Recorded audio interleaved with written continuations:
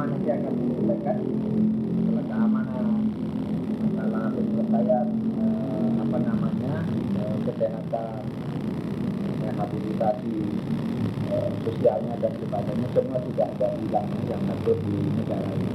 Sehingga harus kita kerjakan di sana itu aja. Kominfo ini kan mantan napiter kan, teroris juga, mantan pelakunya ada teroris juga bom panci.